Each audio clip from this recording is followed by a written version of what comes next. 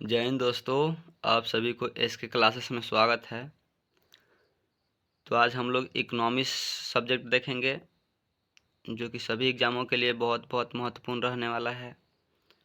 तो अगर आप लोग इस चैनल पर नए हैं तो इस चैनल को सब्सक्राइब कीजिए और इस सेशन को लाइक और शेयर कीजिए। तो चलिए हम लोग पहला क्वेश्चन देखते हैं। पहला क्वेश्चन है आपका, पहला क्वेश्चन है अर्थशास्त्र का जनक किसे कहा जाता है। तो अर्थशास्त्र है, तो अर्थशास्त्र का जनक कहा जाता है एडम स्मिथ को। किसको कहा जाता है? एडम स्मिथ को अर्थशास्त्र का जनक कहा जाता है, यानी कि option D for dog is the right answer. अगला क्वेश्चन है क्वेश्चन नंबर 2। अर्थशास्त्र में बाजार से अभिप्राय है, यानी कि बाजार से क्या अभिप्राय है। तो अर्थशास्त्र में बाजार से क्या अभिप्राय है? प्रतियोगिता की उपस्थिति। क्या? तो प्रतियोगिता से उपस्थिति, यानी कि option B for ball is the right answer. अर्थशास्त्र में बाजार से प्रतियोगिता की उपस्थिति अभिप्राय है। अगला क्वेश्चन है क्वेश्चन नंबर 3। गांधीवादी अर्थव्यवस्था किस सिद्धांत पर आधारित थी। गांधीवादी अर्थव्यवस्था किस सिद्धांत पर आधारित थी। तो ये था आपका ग्रामीण सहकारिता पर आधारित था। किस पे था? यानी कि option B for ball is the right answer. ये ग्रामीण सहकारिता पर आधारित था। किस पर आधारित था? तो ग्रामीण सहकारिता पर। अगला क्वेश्चन देखेंगे क्वेश्चन नंबर 4। तो क्वेश्चन नंबर 4 है आपका 4 नंबर क्वेश्चन। माल्थस के जनसंख्या सिद्धांत के अनुसार निम्नलिखित में से किसके बीच की संबंध की खोज की गई थी।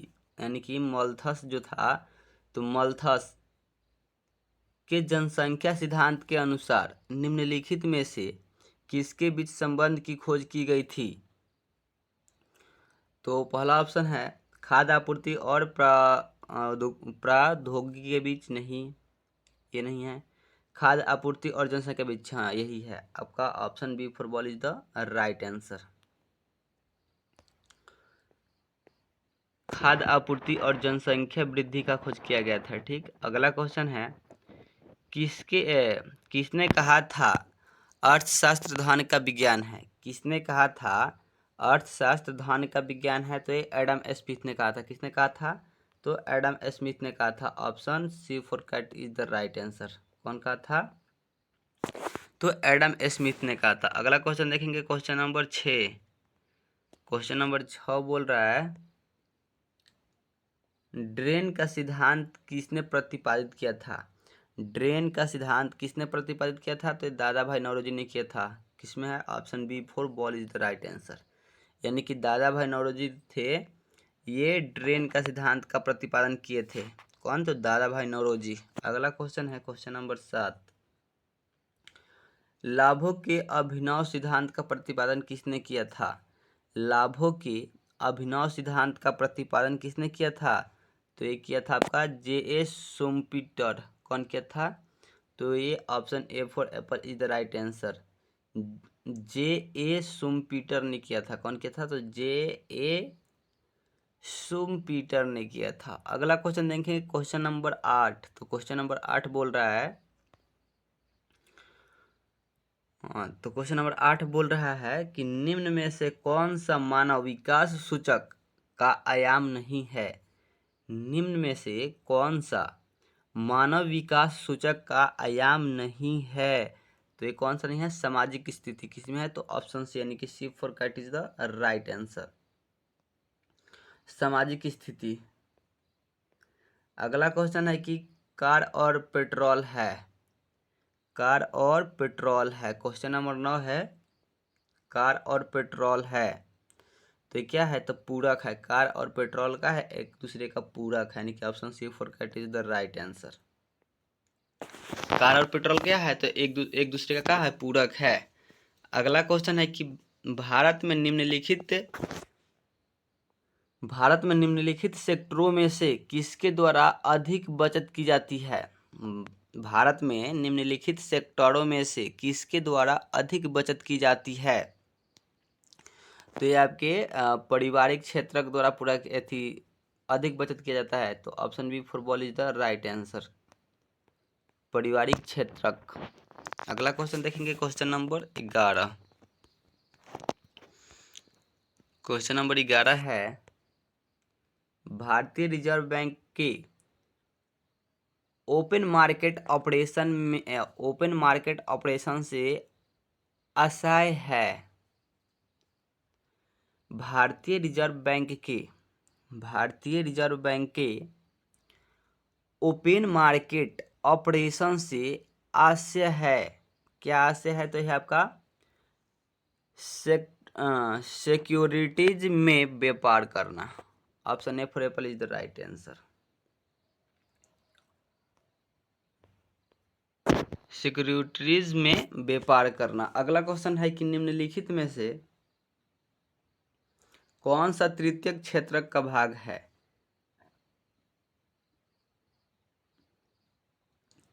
निम्न में से कौन सा तृतीयक क्षेत्र का भाग है? तो हो जाएगा आपका परिवहन। कौन हो जाएगा? परिवहन तृतीयक क्षेत्रक है। तृतीयक क्षेत्र कौन हो जाएगा? तो परिवहन हो जाएगा, यानी कि option A for apple is the right answer. अगला क्वेश्चन देखेंगे, क्वेश्चन नंबर 13। नियत लागत इस नाम से जाना जाता है। जो नियत लागत है वो किस नाम से जाना जाता है? तो जो नियत लागत है वो आपका जाना जाता है ऊपरी लागत के नाम से जाना जाता है। ऊपरी लागत के नाम से जाना जाता है, यानी कि option D for dog is the right answer.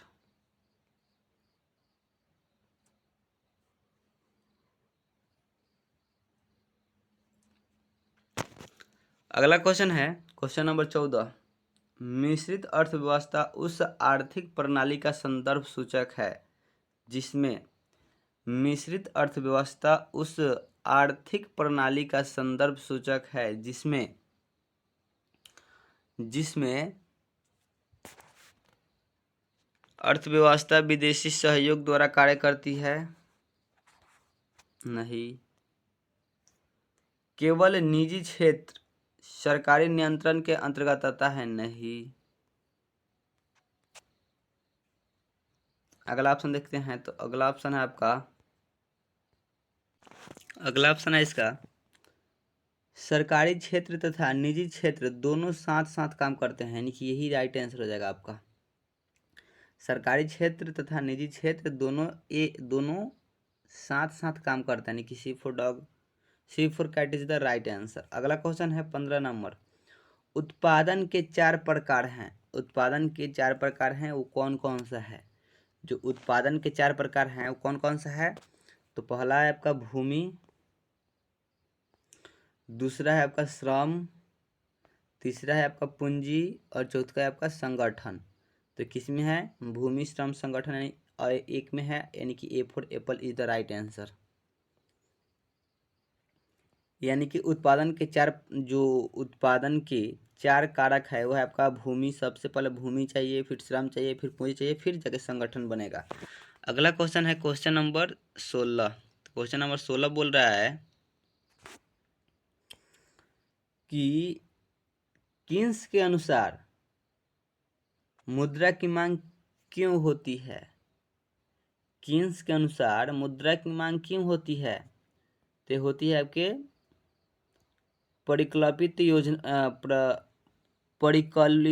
प्रकल्पित प्रयोजन, ये भी सही है।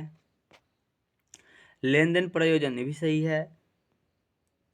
पूर्वोप्राय प्रयोजन, ये भी सही है। यानी कि उपर्युक्त में से सभी प्रयोजन क्या है? सत्य है, यानी कि option D for dog is the right answer. उपर्युक्त में से सभी सही है। अगला क्वेश्चन देखेंगे, क्वेश्चन नंबर 17। क्वेश्चन नंबर 17 बोल रहा है मिश्रित अर्थव्यवस्था की धारणा से क्या अभिप्राय है? मिश्रित अर्थव्यवस्था की धारणा से क्या अभिप्राय है? तो इसका राइट आंसर हो जाएगा आपका निजी तथा सार्वजनिक क्षेत्रों का एक साथ अवस्थित्व। निजी तथा सार्वजनिक क्षेत्रों का एक साथ अस्तित्व, यानी कि option D for dog is the right answer.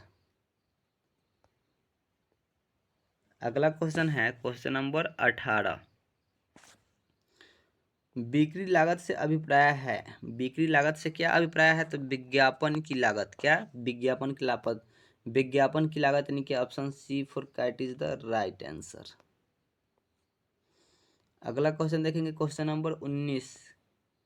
Question number 19 है, एकाधिकारी प्रतियोगिता से, एकाधिकारी प्रतियोगिता से किसका उत्पादन होता है?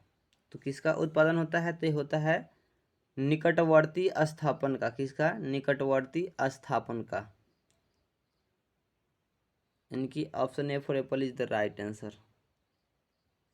अगला क्वेश्चन है आपका, एक समाजवादी अर्थव्यवस्था कैसी होती है?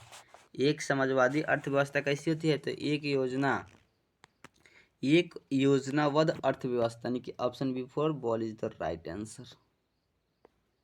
एक योजनाबद्ध अर्थव्यवस्था। अगला क्वेश्चन है क्वेश्चन नंबर 21। निम्न में से कौन सा आर्थिकेतर वस्तु का उदाहरण है? निम्न में से कौन सा आर्थिकेतर वस्तु का उदाहरण है? तो माता की सेवा है। इसका राइट आंसर हो जाएगा आपका option C for cat is the right answer, माता की सेवा। अगला क्वेश्चन है आपका आर्थिक। अगला क्वेश्चन है, आर्थिक योजना एक अनिवार्य अभिलक्षण है। आर्थिक योजना एक अनिवार्य अभिलक्षण है, तो ये किसका है? तो ये है आपका समाजवादी अर्थव्यवस्था का। किसका है? तो समाजवादी अर्थव्यवस्था का है, समाजवादी अर्थव्यवस्था का है, उन्हीं का option A for apple is the right answer. अगला क्वेश्चन है क्वेश्चन नंबर 23। 23 क्वेश्चन बोल रहा है कि निम्नलिखित में से कौन सा एक आर्थिक सुधारक का अंग नहीं है? निम्नलिखित में से कौन सा एक नए आर्थिक सुधारों का अंग नहीं है?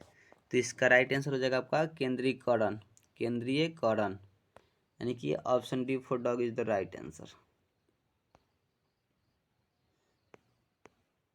अगला क्वेश्चन देखेंगे क्वेश्चन नंबर 23। तो क्वेश्चन नंबर 23 है आपका कि उत्पादन फलन वर्णन करता है। जो उत्पादन है वो फलन वर्णन करता है, किसका वर्णन करता है? तो ये करता है प्रौद्योगिकी संबंध का, यानी कि option C for cat is the right answer. अगला क्वेश्चन है 25 नंबर की उत्पादन फलन संबंधित संबंध स्थापित करता है। जो उत्पादन फलन है वो संबंध स्थापित करता है, तो ये किसके साथ करता है? तो लागत का उत्पादन के साथ, यानी कि option A for apple is the right answer, लागत के साथ उत्पादन का। तो आज हम लोग इतना ही देखेंगे 25 क्वेश्चन। अगर आप लोग इस चैनल पर नए हैं तो प्लीज़ इस चैनल को सब्सक्राइब कर लीजिए और इस चैनल के माध्यम से आप लोग भरपूर फ़ायदा उठाइए और जल्दी से जल्दी सिलेक्शन लीजिए। Thank you very much.